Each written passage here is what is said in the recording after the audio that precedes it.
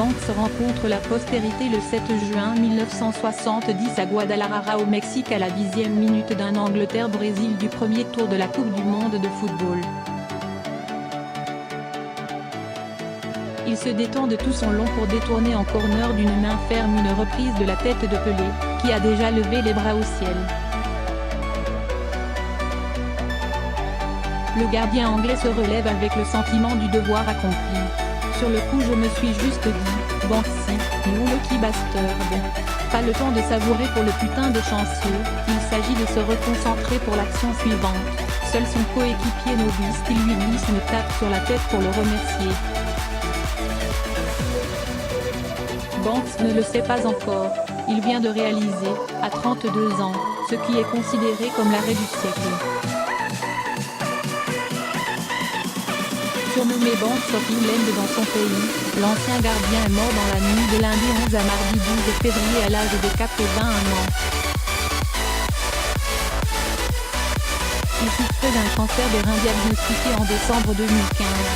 C'est avec une grande tristesse que nous annonçons que Gordon s'est éteint paisiblement dans la nuit.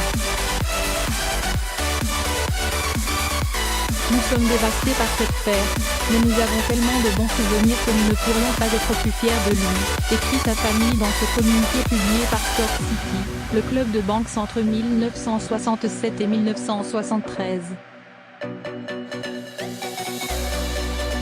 Gordon Banks avait accepté qu'on ramène sa vie, sa carrière, mais aussi sa nécrologie à Guadalajara. On se souviendra toujours de moi pour cet arrêt, même si j'ai été champion du monde en 1966.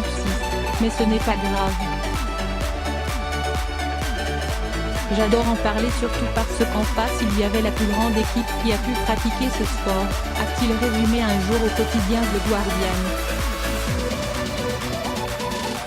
Parce qu'ils sont des hommes de main dans un sport de pied, les gardiens sont les oubliés du panthéon du football.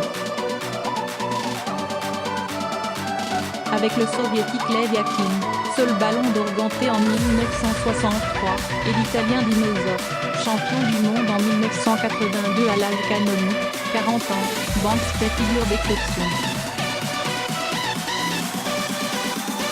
Avec son titre mondial, ses 73 sélections et ses 2 coupes d'Angleterre avec les Spurs, l'Anglais, qui a découvert sa vocation de gardien à 15 ans, affiche une belle carrière, mais doit sa place dans l'histoire de son sport à une phrase, celle prononcée par Pelé après la rencontre, gagné 1-0 par les Brésiliens.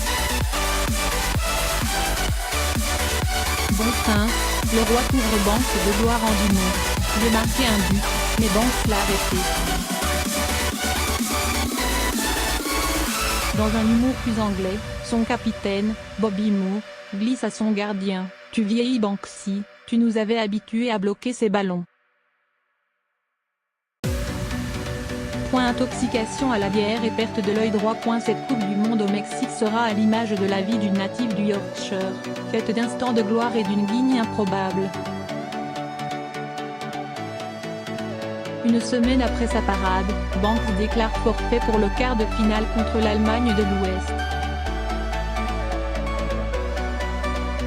Le ventre en vrac, il souffre d'une intoxication provoquée par une bière sirotée la veille.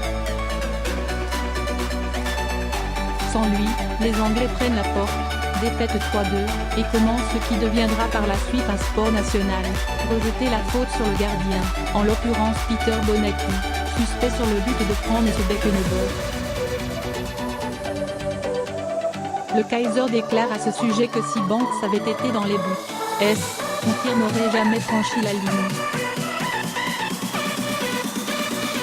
Gordon Banks connaîtra pire qu'une bière éventée. Le 22 octobre 1972, il est victime d'un accident de voiture et perd l'usage de son œil droit. À 34 ans, Banks doit remiser ses gants. Mais l'appel du tout jeune championnat nord-américain le sort de sa retraite et l'Anglais part découvrir les charmes de la Floride pour défendre les cages de Spicer de Fort Lauderdale. Sur les pelouses de la National North American Soccer League, il croisera d'autres retraités célèbres, comme Johan Cruyff, Franz Beckenbauer, Pelé. L'œil gauche alerte, Banks est désigné meilleur gardien de la NASL en 1978. Après une courte et anecdotique carrière d'entraîneur, le champion du monde coulait une retraite paisible à Sheffield, entrecoupée par quelques cérémonies, galas et remises de prix où il racontait encore et encore cette 10e minute à Guadalajara. Il observait aussi avec bienveillance la carrière de son neveu, Mick, batteur du groupe Pulp, qui connaît son heure de gloire dans les années 1990 en plein mouvement Britpop. Dans un entretien au magazine Soho, Mick Banks évoquait ce tonton pas comme les autres. Lors des réunions de famille, chez ma grand-mère, nous nous amusons à aller tirer passe à Gordon, au fond du jardin. Comme ça, le lundi matin, je pouvais revenir à l'école et dire « Ouais, j'ai marqué un hat-trick contre Gordon Banks ce week-end. » Facile. Même Pelé ne peut pas en dire autant.